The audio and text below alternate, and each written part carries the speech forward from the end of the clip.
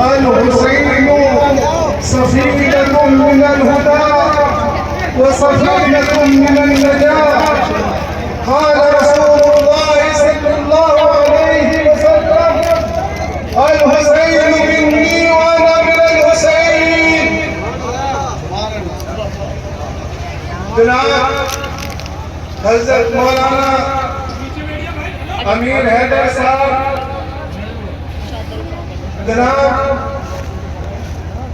ہمارے بھائی علی عباس صاحب، بہادر علی خان اور تمام عزادار اور سوگواران امام حسین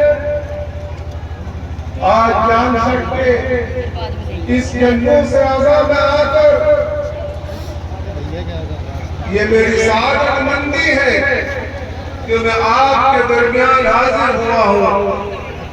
حدیث پاک کے اندر آقا نامدار حبیب پاک سرکار دو عالم صلی اللہ علیہ وسلم کا ارشاد ہے: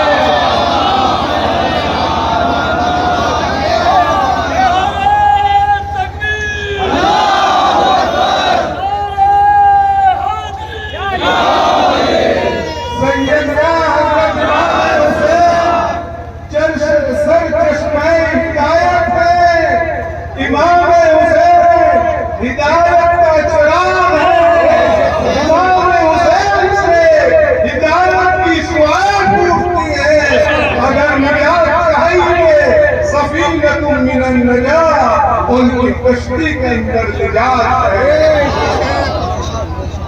اور فرمایا کہ حسین مجھ سے ہے اور میں حسین سے ہوں. نانا جان کیا کہہ رہے ہیں؟ یہ جملہ تو سب کو سمجھ میں آتا ہے کہ نوازے کی محبت میں کہہ سکتے ہیں کہ میرے سے حسین ہے، لیکن سرکار دو عالم نبی آخر الزمان فاطمہ کے بابا کیا فرماتے ہیں کہ میں حسین سے ہوں. یہ جملے میں ذرا گہرائی میں جائیے کہ نبی حسین سے ہے، کیونکہ سرکار دو عالم کو معلوم تھا کہ یہ میرا فرزند میرے دین کو بچائے گا، میرے آن کو بچائے گا.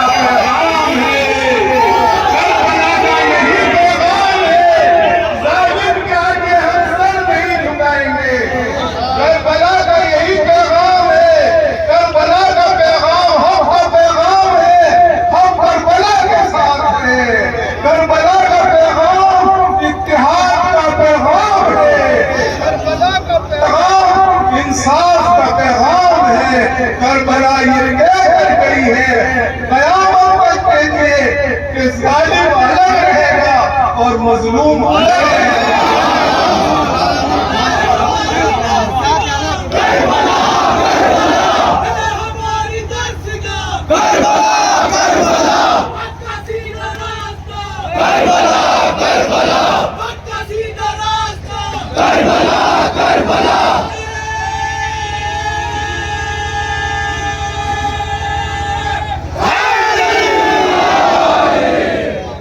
حدیث پاک کے اندر کہا گیا کلمۃ حق عند سلطان الجائر، سب سے بڑا جہاد ہے ظالم بادشاہ سے ڈرو مت. اگر تم نے اللہ اکبر کہہ دیا تو سپر پاور اللہ ہے، اس کے بعد کوئی طاقت سپر پاور نہیں ہے.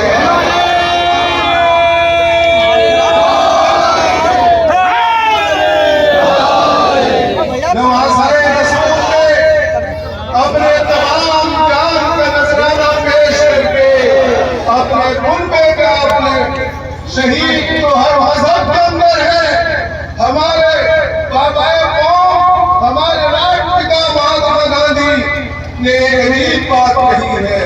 کہ ہر مذہب کے پاس شہید ہے، ہر مذہب میں شہید ہے، ہر مذہب میں ظلمن شہید کیے گئے ہیں، ہر مذہب کے اندر حق و باطل کے لیے جنگ ہوئی ہے، لیکن شہیدوں کا سردار تو اسلام کے پاس ہے۔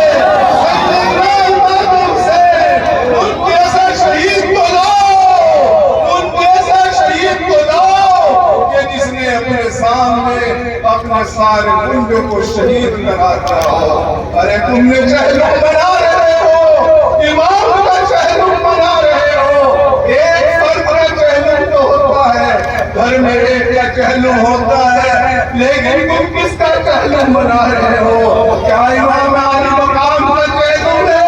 یہ بڑی علی اکبر کا چہلم ہے، یا یہ کوئی عباس غازی عباس کا چہلم ہے؟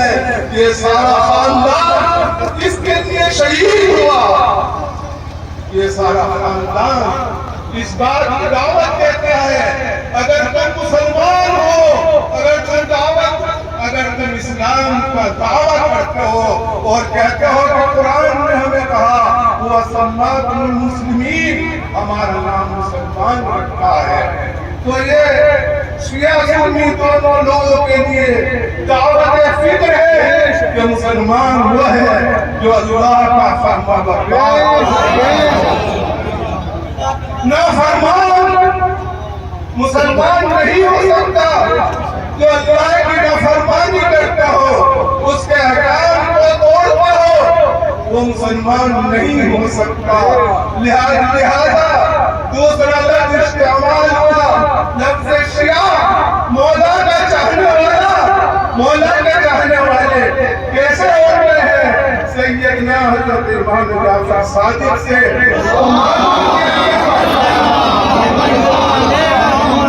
فرمایا کہ مولا کا چاہنے والا وہ ہے کہ جو اللہ کا تقوی اختیار کرتا ہو، جو اہل بیت کی محبت کا دعویٰ کرے اور اس کے اندر کے کام کرتا ہے۔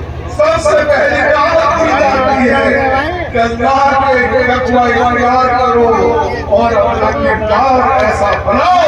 جب تمہیں یہ علم ملی ہے، تم نے کہہ دیا کہ ہم مولا کے شیعہ ہیں، مولا کے چاہنے والے ہیں، تو تمہاری دین کی ذمہ داری تھوڑی بڑھ گئی ہے۔ اس طریقے سے ایک آدمی ذمہ دار بن جاتا ہے تو اس پر مزید ذمہ داری عائد ہوتی ہے۔ میں دعوت دیتا ہوں لفظ شیعہ اور سنی چھوڑیے اور اسلام مسلمان کے سچے پکے اللہ کے تقوی اختیار کرو اور متحد ہو جاؤ۔ اس طریقے سے ایران کے اندر ایت اللہ خان نہیں، تمام دنیا کو اندر جگا کر چلے گئے ہیں۔ ایک رہبر ایسا آیا کہ جس نے پوری دنیا کو بیدار کر دیا۔ اس وقت رہبر کی شہادت ہوئی، نہ کوئی شیعہ کا نہ سنی کا، انسانیت روح ہی تھی۔ اس رہبر نے تمام اسلامی ملکوں کو جگانے کا کام کیا، اور لہذا میں کہوں گا کہ اگر آپ کربلا کا مقصد سمجھیں تو کربلا کا مقصد بھی یہی ہے کہ سیدنا امام حسین نے کسی مذہب کے لیے، کسی ملت کے لیے قربانی نہیں دی، انہوں نے انسانیت کے لیے قربانی دی ہے۔ لہذا ان کا ہم آج ہر انسان بناتا ہے۔ تم ذکر حیدر کرار سے ڈرتے کیوں ہو؟ تم ذکر حیدر کرار سے ڈرتے کیوں ہو؟ تم پرچم مولا عباس سے ڈرتے کیوں ہو؟ ہم پڑھتے ہیں علی علی، اس سے ہمیں یہ فائدہ ہے کہ مومن خوش ہوتا ہے اور منافق جلتا ہے۔